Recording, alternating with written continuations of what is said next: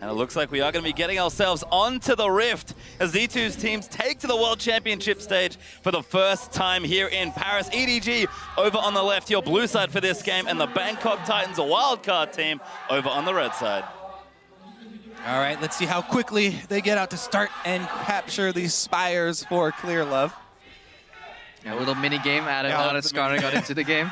You can start on the ones in the river and collect them immediately and still get back to a normal jungle start. They're not proccable until like 1 minute, 1:15, right? Yeah. It takes a while. You can easily finish the channel, though, and get back in time. We'll see if Bangkok Titans try and contest them. the minion objectives first. Oh, Deft. Trying a bit of flair there with that new summoner icon. Always looking good. I think it's likely we'll see a lane swap come out of Bangkok Titans. So having to play Vayne, Braum into Jinx Thresh, you just get outranged by both. You're playing one range, one melee into double range. Not only that, it's so incredibly hard to get to Deft, because even if you proc the Winter's Bite, one flay is enough to peel you off. You're never going to proc that stun, and then he outranges on level 1 already, Deft. And as the game goes on, those rockets are just going to be such an easy trade into the Vayne every time. Well, trying to get taken there as EDG just moving out, but like you mentioned, there is that lane swap happening. Deft staying out of range of that Trinket Ward by the looks of things here. A minute 45 in. It's just going to be straight to those 2v1 lanes. Yeah, and if you look at the top lane, how diversified the meta is already. This is the 7th different top laner that we've seen today. Darius has only been the only one repeating champion, so overall, yeah, the meta is shifting and people are still finding their stride. Maybe towards the later stage of the tournament, we'll see some repeat on some champions, but from solo queue experience, Darius, he hurts. Certainly does. Very true. He also heals. All right, so Mako and Deft going to actually take the blue buff themselves here. Started out, so a double blue buff start. Bangkok Titans, it looks like they are 100% going to get 3 buffed here. Yeah, they lane swap, but what they did is they only secured 1 quadrant of their jungle. I know you love talking about those quadrants, Kobe. Aggressive invade, just to spot if they're jungling on the right side of the map. EDG starts double jungle on the left side of the map. They're going to get such a big experience lead. And Bangkok Titans, yeah, this is what we see. 4 Maniac in the middle lane. Oh, no, he missed! He flashes! Can't lock it down! Oh, the flash twisted advance. He gets a minion instead there. 25 gold? Well, I don't think he killed the minion either, but Pawn, they did get the flash out of Pawn, but again, this is what we're talking about. They like to pour all their resources into the mid lane, finish off 1 jungle quadrant, and immediately try and go burn. Not everybody can be Dumbledore. That honor is just laid away for a specific amount of people. Just doesn't really work. Is a god. Well, you can see Bangkok Titans. Moss going to check that brush with his Winter's Bite. Doesn't quite get it though. Yeah, EDG though punishing Bangkok Titans very heavily for that super safe start where they started actually on their strong side of the jungle. So not going to have much more to farm here. Yeah, and look at Moss right now. He confirms his Darkest Sphere. That entire jungle is empty. So by proxy, you can deduce that EDG's remaining members went to the down right side of the map, then the up right of the map, which means they're about to get a dive here of 4 against 2. And EDG, they're clean enough to execute this. And this ward that Mako just dropped, I love it. That's where you see the top laners coming in to teleport as well. They don't need him because he walked all the way here. 4 versus 2. Here comes the dive play. Back there, Warlock getting low. Mako, he's in trouble. He flashes out, but Death, he's going to get first blood. That's a double kill for the Jinx. This is the tempo that we're talking about for EDG. They do not like to let you have a moment's respite. Yeah, an incredibly clean execution. Mako starts tanking, he gets out before he dies. By that time, Deft has 1 kill, 2 kills. Now his double buff tower's dying. Warlock comes back. He wants some more. Oh my god! They're going to get locked up. Clear looking for the stun. Deft wants a 3rd kill. The auto's good. Rocket follows Deft. Gets himself 3 kills in 4 minutes. All right, that was definitely painful to watch. They punish the lane swap. They go for the early dive, successful dive, and a repeat there after the teleport is also blown. They even have teleport advantage. Okay, the one thing for Bangkok Titans is Lloyd has been free farming. Yeah, Lloyd is actually on even CS with Deft, and that is an accomplishment. But Deft, it is 4 minutes, 45 seconds in the game. He has now acquired 2,000 gold sitting in the bank, ready to be spent. So he can basically get a BF sword when Lloyd is still struggling. He is 3-0 already. This is going to get real ugly real quick. Yeah. We did expect it to be bloody early, so. We did, and that's the EDG power, really. We've seen them dive teams of all different calibers over and over again. SK Telecom sure know the feeling of getting dived by EDG.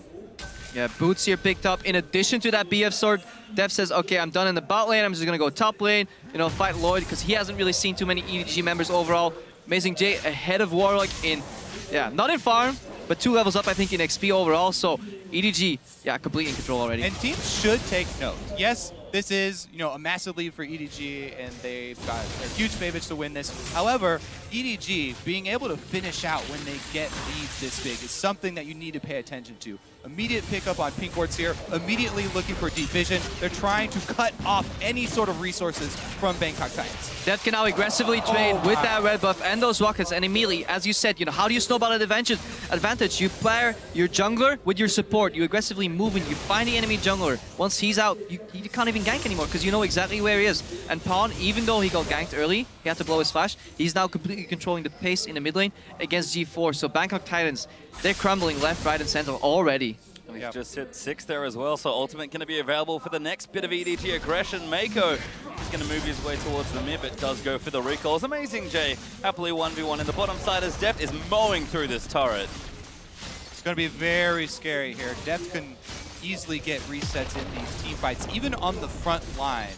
No matter how much money Warlock pours into armor, Deft is just so far ahead. It's a really unfortunate feeling as a tank when you're you know you have a clear path, and yet you just can't get enough money off of the map to even take a couple rockets from Jinx. Also, if that lane ever matches up 1v1, Vayne against Jinx gets incredibly hard. The worst part of that matchup is BF plus pickaxe against Cutlass. If you ever find yourself in that situation, you rarely do because the way the game plays out traditionally.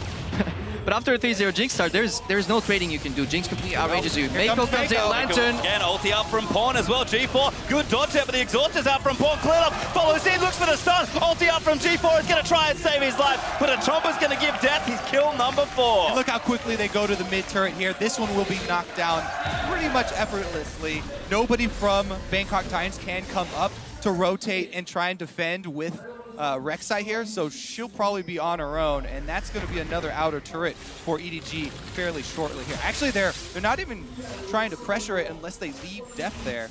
Clear left with eyes for bottom lane. And they're probably just not used to being this far ahead this early overall. They've done it before. We talked about the Besiktas game. Well, we'll keep track and see if they actually hit that if they mark. can beat that record. But yeah, overall time trials. Time trials. They're playing against EDG's Ghost, you know, in those map races. But overall, EDG, they don't extend these laning phases either. Like, they choose to go move Deft away from that bot lane and then go top for some more pressure on the tower. They don't really play the solo queue game where they keep going 2v2 and try smashing each other just for a kill and then base. So they're really playing the map right now. They went for a tower. Deft, yeah, kind of afraid whether Moss is in there or not, because Mako was roaming before. Now Mako comes back, and that should be a very, very easy 2v2 here. Safety net is back here for EDG. They're up 3,000 gold already, 8.5 minutes in. Now, hard mode is to look at this and try and find the way for Bangkok Titans to try and get back in this. And they do have at least the Brutalizer completed here for G4. He is stuck in mid lane right now. They also, it's going to be very hard for them because they don't have a lot of vision to work with. That was well executed. But, yeah. Moss getting poked out here. He actually needs to save that shield somehow. That is going to go in. Looks like Slow is going to miss. No ulti out there from Def. They'll give it up this time, but pressure really on in the bottom lane. The only way he's going to win that trade is if he can save the first hit on his shield for the Jinx ultimate to negate that damage, because otherwise they're never going to win 2v2. But yeah, he gets zoned out immediately. Yeah. G4 putting some pressure on Pawn here, but eats an orange. Yeah, I was going to start talking about G4 roams, but again, Pawn is on Gangplank. He has the ultimate ready, so he can even answer that roam. And just sending the ultimate is actually enough to turn the tides since EDG are so far ahead. So, and since their top lane jungle combination from the Bangkok Titans, here 007X and Warlock are just so low damage, if they fall behind, it actually gets quite scary to gank Darius. He can take you out 2v1, especially with the reset mechanic on that ulti. So, ulti coming in. Yep, going back. G4 looking to try and get out of it. Clear of ulti, no Mako follows in with a hook. The damage is down. Ulti's used, but Pawn's going to get the kill. This may very well be the first perfect game here at Worlds. Fnatic, they were close. They were 1 kill away in their first game today. So if EDG can avoid dropping a tower, maybe that's what they're playing for now. Instead of just playing for the victory, they want a perfect game. Just cancel some recalls there. Need some more AD for that to work. And you see Dev. Canceled recalls are very important at this stage, though. Even a couple seconds here. That's probably going to buy them Dragon. Yeah, again, more tempo, more objectives. But Dev, this is something we see a lot in the LPL. Even when ahead, these guys like buying average blades. These are like their insurance. If somehow something goes wrong, at least I'm getting GP10. I'm not sure if I agree with it in every situation, but true definition of avarice there. Certainly is, as Dragon #1 is going to go to EDG, forcing them away with that ult from Def just to make sure Bangkok Titans couldn't get there. And again, the lead continues to build here for the LPL team. All right, let's see how Bangkok Titans are at setting up defensive warding now, because that is the emergency mode you have to go into. Yep. Try and set up defensive wards in your jungle. Uh-oh, here goes Jay, though. He's going to trade on Maokai. He is Maokai, though, so... Relatively tanky. Amazing J came out of late swap, only has some assist, only the phase completed so far, so Warlock should be relatively, but look at the position of that wave also, it's pushing backwards, so EDG controlling waves, trying to find out where the enemy jungle is, not making any rash decisions, they don't need any of those fancy outplays, generally all their kills have come from outnumbering their opponents, generally reading the map and then making that play. Exactly. When you're this far ahead, all you really need to do is continue to pressure all three lanes because you're stronger in all three of them and ward up the jungle so that Bangkok Titans can't move from lane to lane and can't farm anywhere. Basically, you want to cut off any way for your enemy to farm. Yeah, you just starve them out, especially if they do manage to sneak past you and get a numbers advantage somewhere on the map, you can simply cross-map them. Take a tower somewhere else, take some jungle camp somewhere else, and it's incredibly hard to get out of that stranglehold. Once it's in that position, once it's being executed, it's almost too late to come back. This is why we saw, early Season 3, Split Push was so popular because teams couldn't deal with it. Just like Lloyd may not be able to deal with this move. Is going in. Lloyd actually has to pop his ulti. Moss and 007X will get in. Mako, maybe the target is clear. Does get stunned by the Braum passive Death. He's in there, he's going to pop the ulti in melee range. Pawn, first kill onto Lloyd, but G4's going to come out. 007X is low. He'll die as Death. He's going to flash his way out, but can they get that kill? G4 will land the shutdown, but the Dunks going to give Darius the double. They killed Def. They deny the perfect game. But G4's trapped under... Oh, flash! Gets himself to safety, but EDG are not done. They'll plow straight through mid lane. Yeah, G4 gets that kill, prevents himself from becoming G04, gets at least one kill. Perfect game denied.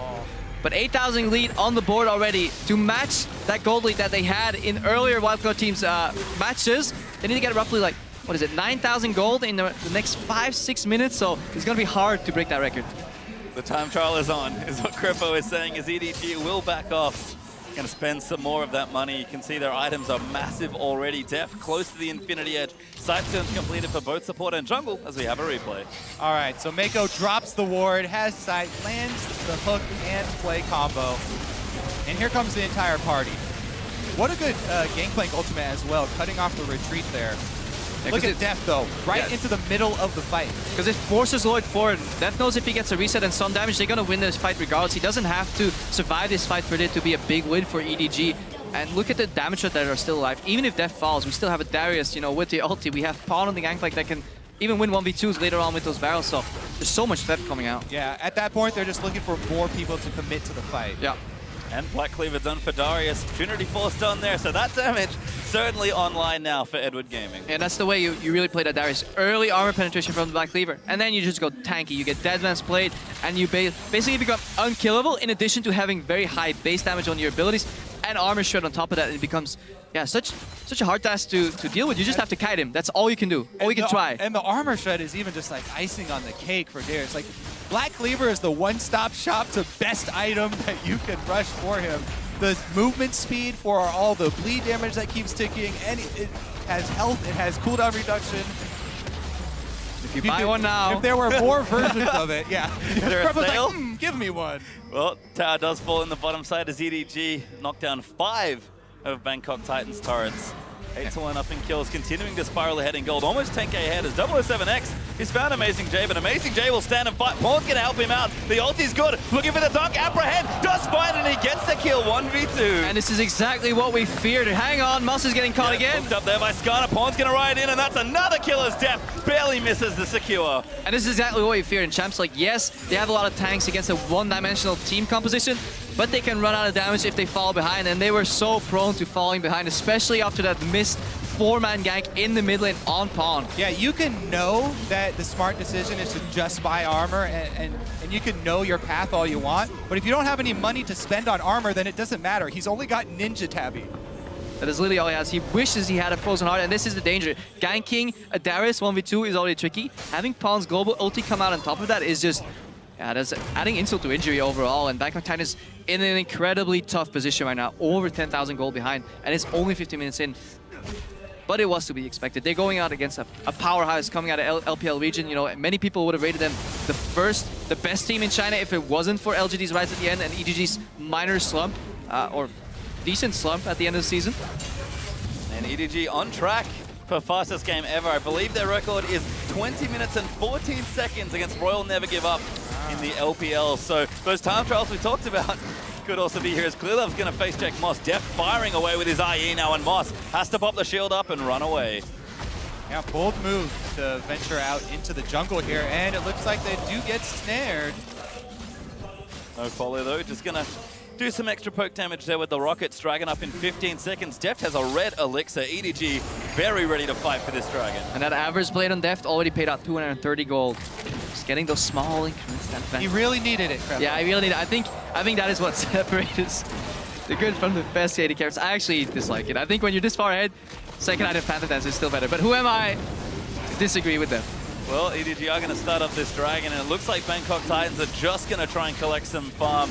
Difficult to challenge here, maybe even impossible, as they will pick it up, and this game is only getting further and further out of reach. All right, let's see how EDG try and close the loose here.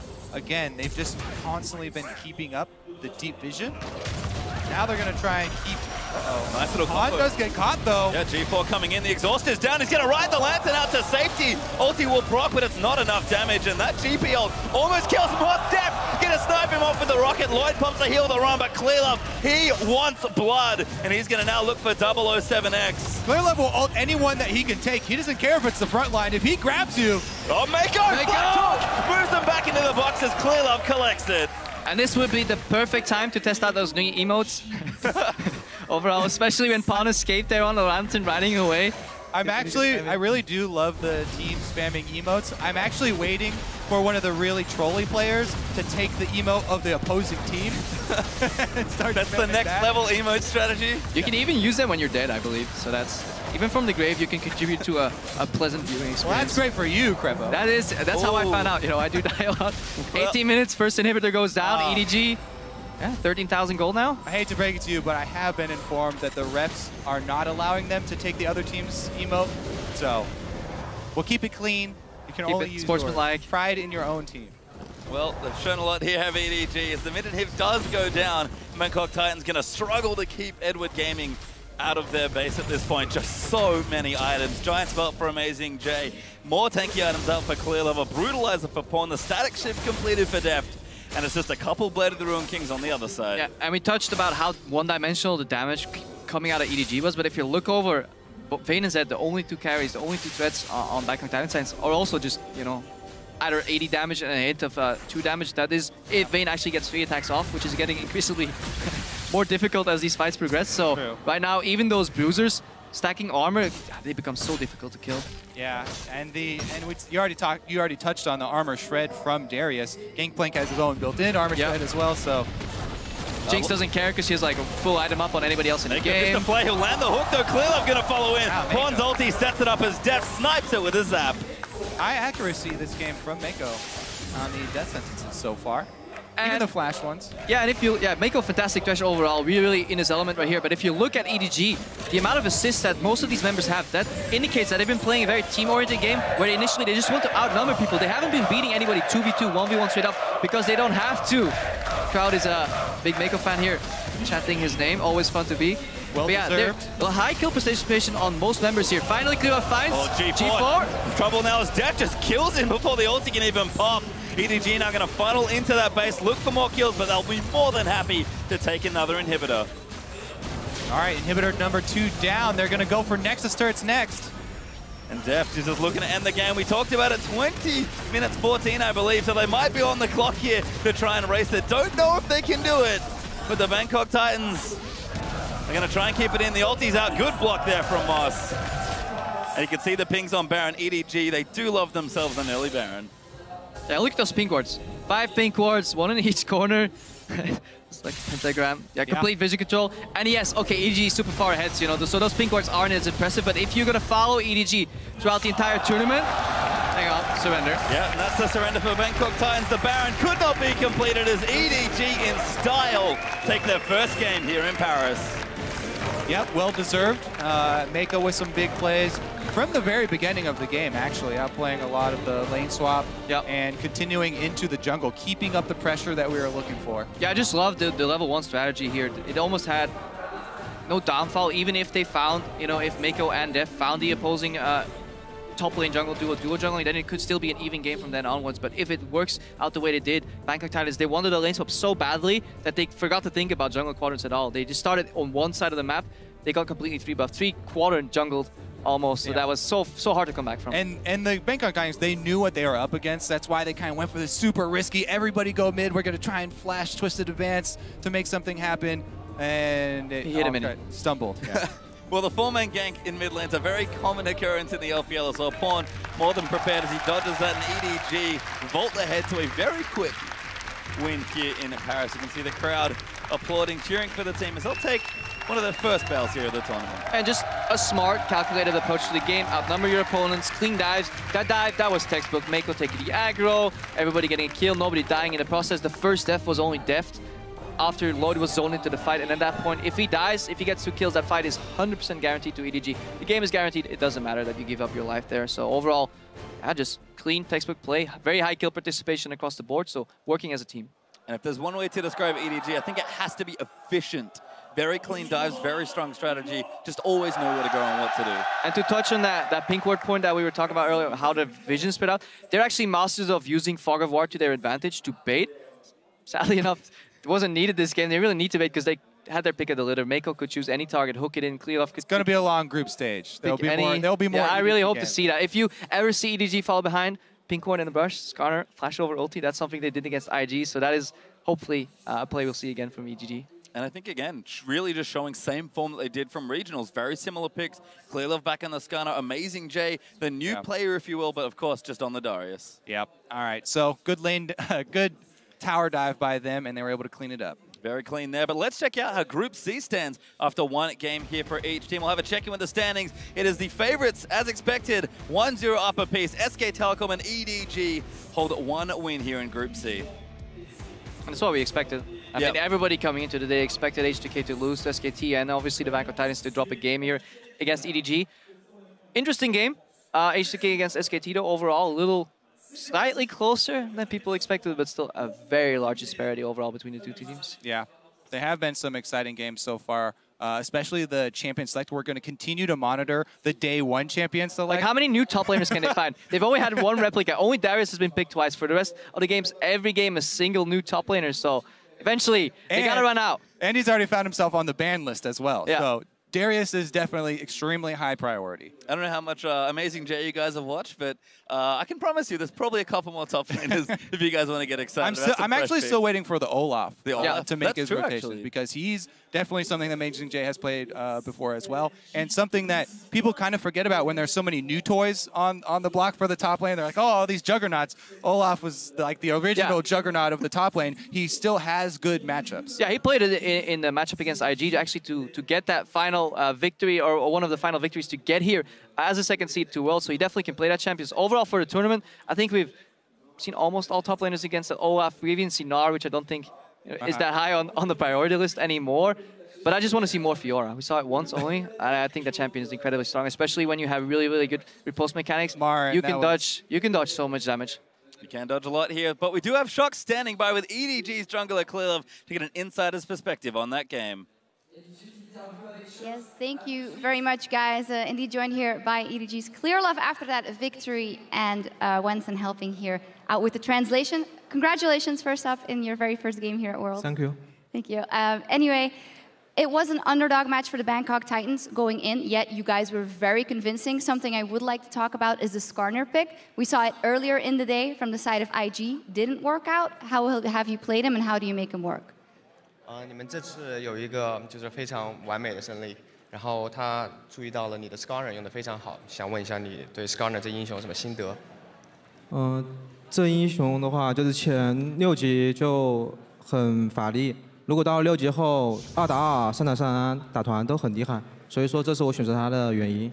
Okay, Skarner is relatively weak pre-level 6, but ever after level 6, no matter in 2v2, in 3v3s, Skarner extremely strong, and that's why he picked it.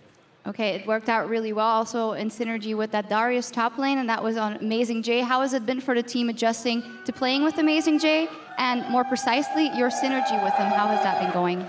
你们这次觉得用了 Amazing J instead of Coral， 就是替代了 Coral， 你们觉得你和 Amazing J 的配合有没有什么特别的地方？然后你觉得 Amazing J 打得怎么样？就我们 GJ 的话，它更适应这个版本，所以说，他这把的话打得挺好的。